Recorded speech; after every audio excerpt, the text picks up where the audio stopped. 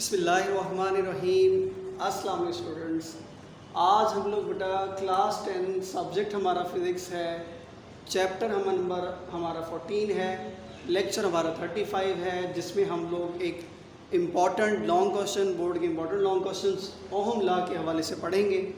तो ohm law की आपको एक सर्किट डायग्राम नज़र आ रही है।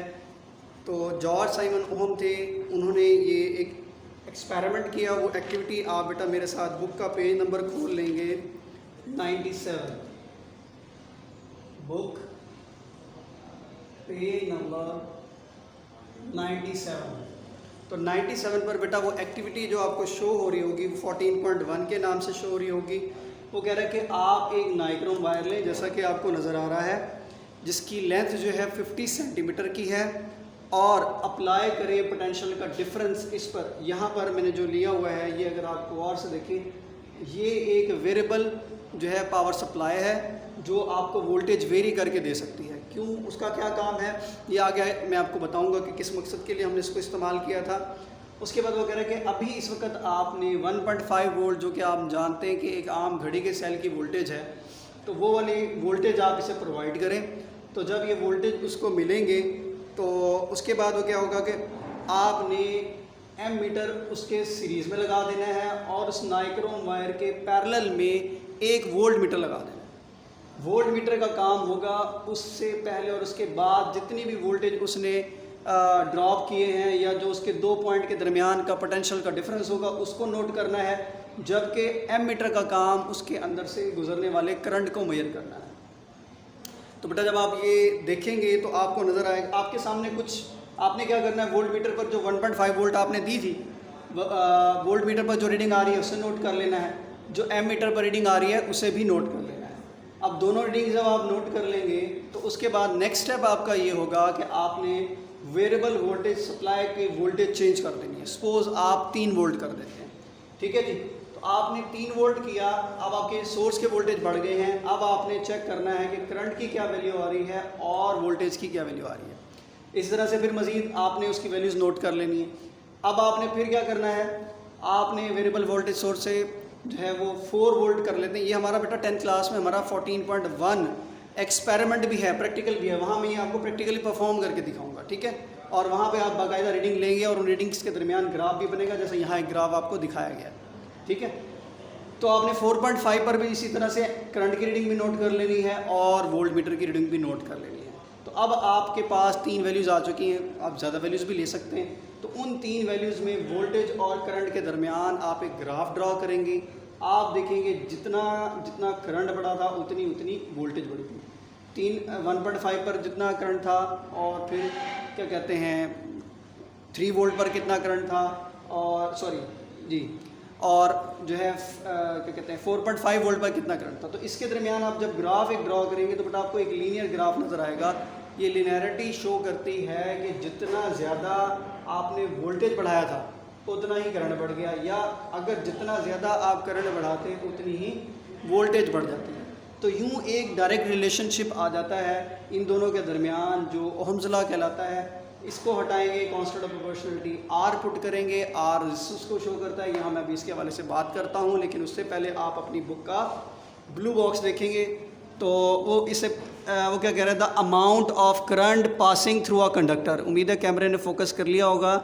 Amount of current passing through a conductor is directly proportional to the potential difference applied across its end provided the temperature and physical state of the conductor does not change. तो बेटा इसमें जो समझने वाली बात है वो ये है कि आपने ये जो वैलिडिटी आपको नज़र आ रही है वोल्टेज की और करंट की, ये तब तक वैलिड है जब तक आपका टेम्परेचर और physical state of the conductor ये चेंज नहीं होते। अगर इन दोनों में से कोई एक चीज़ भी चेंज हो जाती है, फिज़िकल स्टेट में कोई चेंज आ जाता है या टेम्परेचर में कोई चेंज आ जाता है, तो ऐसी सूरत में दी गई वोल्टेज जो है वो करंट के डायरेक्टली प्रोपोर्शन नहीं रहेगी। ठीक होगी जी बात बेटा। तो आम हालत में क्या होगा, जितने ज़्यादा, जैसे इसने कहा ना amount of current passing through the conductor, जो अमाउंट ऑफ करंट जो है कंडक्टर से पास कर रहा है, आप देखेंगे कि वो डायरेक्टली प्रोपोर्शन आ जाता है पोटेंशियल डिफरेंस के, ठीक है जी।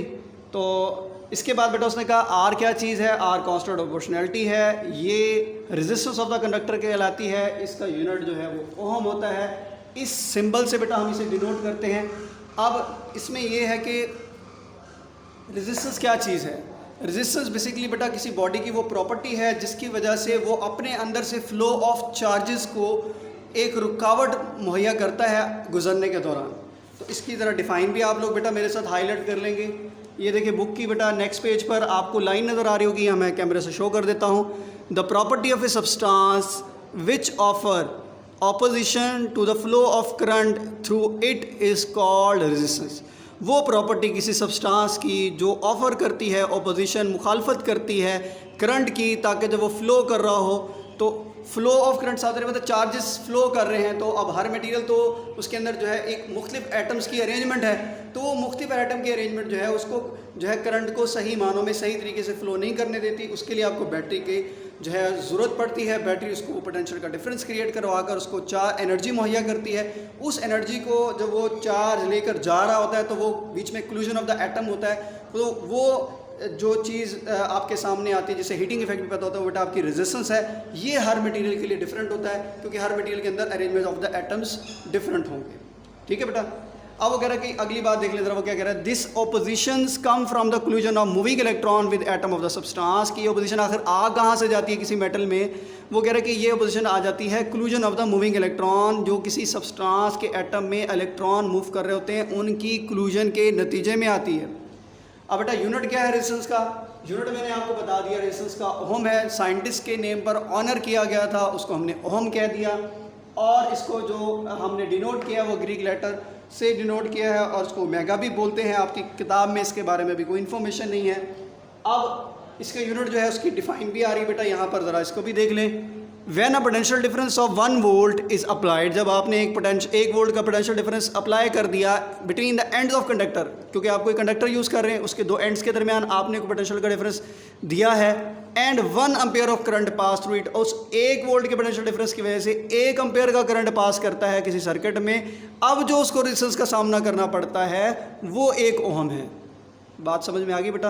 वो क्या कह रहे हैं, जब आप 1 वोल्ट का पोटेंशियल डिफरेंस अप्लाई करते हो एंड्स ऑफ द कंडक्टर पर, और उसमें से 1 करंट का जब 1 एम्पेयर का करंट उसमें से फ्लो करता है, तो उस वक्त गुजरने के दौरान जो उसे रेजिस्टेंस का सामना करना पड़ता है वो 1 ओहम है। अब बेटा एग्जाम्पल 14.2 देख लें ज़रा। वगैरह रीडिंग जो वोल्ट मीटर पर आपको शो कर रहा है, मैं स्टेटमेंट बल्कि दिखा देता हूँ आपको पहले। Reading on a volt meter across heating element is 60 volt. आपको एक वोल्ट मीटर जो कनेक्ट है किसी हीटिंग एलिमेंट से, उसकी वोल्टेज 60 दी हुई है। Amount of current passing through the heating element measure by the ammeter, जो एमीटर से आप उसकी मेजरमेंट लेते हो करंट की, वो है बेटा 2 ampere. What is the resistance of the heating coil of the element, आपको आर फाइंड आउट करना है। 2 वैल्यूज़ आपको गिवन है, तो बेटा मैं इसी के मुताबिक इसको सॉल्व करूँगा और आपको भी वैल्यू निकाल के दिखाता हूँ। तो सबसे पहले उसने जो आपको चीज़ दी है बेटा वो आपको वोल्टेज दी है। तो वोल्टेज कितने हैं आपके पास बेटा, ये मैं सोल्यूशन में लिख रहा हूँ। आपके पास 60 वोल्ट गिवन है और जो एमीटर से आपने करंट मेजर किया था वो आपके पास कितना गिवन है बेटा, 2 एम्पेयर। तो करंट को बेटा हम I से डिनोट करते हैं, वोल्टेज को V से डिनोट करते हैं।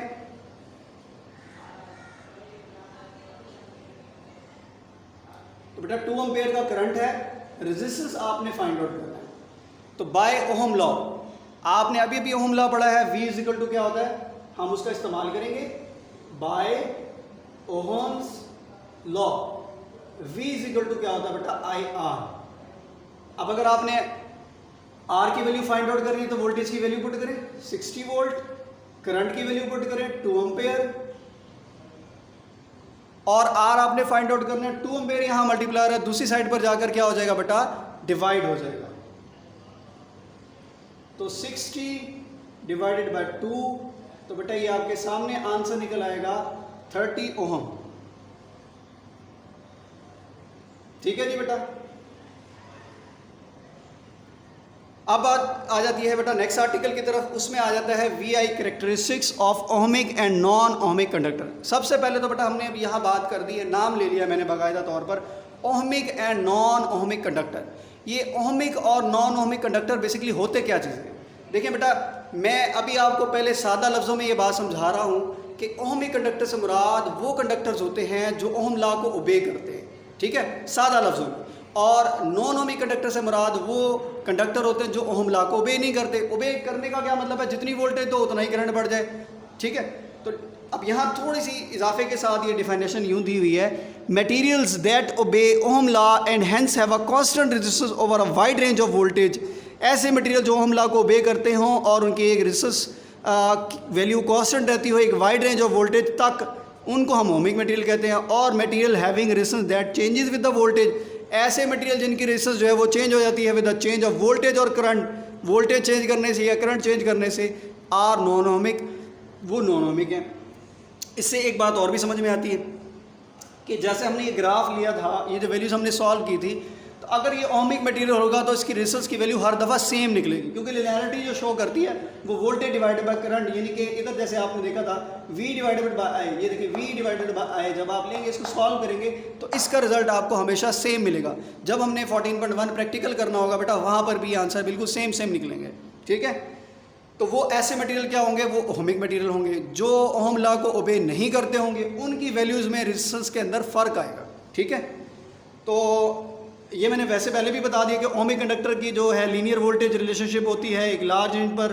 तो ये एक स्ट्रेट लाइन से आपको ये पहला ग्राफ आपको यही दिखाया हुआ है। और non ohmic material have non linear voltage current relationship, उनका एक लीनियर नहीं होता। आपको नज़र आ रहा होगा बी डायग्राम में और सी डायग्राम में थोड़ा सा ये इनमें डिफरेंस है, बल्कि एक दूसरे के ऑपोजिट है। अभी कैसे हैं वो देख लेते हैं। एग्जांपल पहले इसकी क्या दे रहा है, इसको आपने जिस तरह मैंने अंडरलाइन किया वो आप भी अंडरलाइन कर लेंगे। फिलामेंट बल्ब है और थर्मिस्टर है। फिलामेंट बल्ब से आप फिर भी कुछ ना कुछ अवेयर हैं, थर्मिस्टर आपके लिए नई चीज़ है, वो भी मैं अभी आपको बताता हूँ। सबसे पहले वो क्या कह रहे हैं, resistance of filament rises. Resistance किसी फिलामेंट की राइज होती है और वो कब होती है, जब आपने उसको करंट दिया, करंट की वजह से जो है वो उसकी टकराव बढ़ना शुरू हुआ, उसकी रेजिस्टेंस बढ़ना शुरू हो गई, उसकी वजह से क्या हो गया, फिर करंट डिक्रीज होना शुरू हो गया। As get hotter which is shown by the gradient getting steeper. तो आपको नज़र आ रहा है कि ये ग्रेडियंट जो पहले ऊपर की जाने बढ़ रहा था, जो कि सीधा एक लीनियर लाइन में जाना चाहिए, वो एक मुड़कर थोड़ा सा ऊपर वाली साइड पर जाना शुरू हो गया। यानी कि इसकी जो है करंट की वैल्यू डिक्रीज़ कर रही है लेकिन वोल्टेज इंक्रीज़ कर रहे हैं। वोल्टेज इंक्रीज़ हुए हैं लेकिन करंट क्या हुआ बेटा, डिक्रीज़ हुआ है। अच्छा, इसके बाद आया था थर्मिस्टर। एक सादा छोटे से लफ्ज़ में इसको अगर आप डिस्क्राइब करें तो आप कहेंगे हीट सेंसिटिव रेजिस्टर। लेकिन अगर इसकी कंप्लीट डिफाइन आपको चाहिए तो फिर आपको बेटा ये वाला पैराग्राफ में यहाँ पर करना होगा। A thermistor is a temperature dependent resistor, ज़्यादा बेहतर लफ्ज़ ये है। And it resistance decreases at temperature rise, यानी ऐसा मटीरियल है जिसको टेम्परेचर बढ़ाने से जिसका क्या होगा कि टेम्परेचर बढ़ने से उसकी रेजिस्टेंस कम हो जाती है, जबकि वहाँ टेम्परेचर बढ़ने से रेजिस्टेंस बढ़ गई थी, ठीक है। और उसकी वजह से वोल्टेज तो बढ़ रहे थे लेकिन करंट क्या हो गया था, कम हो गया था। इस केस में उल्टा हो जाएगा कि वोल्टेज तो नहीं बढ़ेंगे लेकिन करंट की वैल्यू बहुत ज़्यादा बढ़ जाएगी, ठीक है, थर्मिस्टर के अंदर। तो इसमें क्या नज़र आ रहा है कि ये ऑपोजिट वे में काम करता है। Its resistance decreases, current increase. जैसे जैसे उसके आप करंट बढ़ाते जाएंगे उसकी रेजिस्टेंस डिक्रीज होना शुरू हो जाएगी। एज इट गेट हॉटर, यानी गर्म होने पर उसकी जो है करंट, फ्लो ऑफ करंट उसमें से बढ़ना शुरू हो जाएगा। This is because on heating more free electron become available for the conduction of a current. तो आपको क्या होता है कि जब आप हीट देते हैं, टेम्परेचर ज़्यादा मिलता है तो कंडक्शन ऑफ इलेक्ट्रॉन यानी फ्री इलेक्ट्रॉन की अवेलेबिलिटी बढ़ जाती है। जैसे कि आम रूम टेम्परेचर पर वो चीज़ ज़्यादा अवेलेबल नहीं होती, तो ज़्यादा बढ़ने की वजह से जो है फिर करंट ज़्यादा फ्लो करता है, तो इसमें करंट की वैल्यू बढ़ती है। तो उम्मीद है बेटा आपको बात समझ में आ गई होगी। अगर फिर भी बेटा आपको कोई इशू हो तो आप मुझसे डिस्कस कर सकते हैं।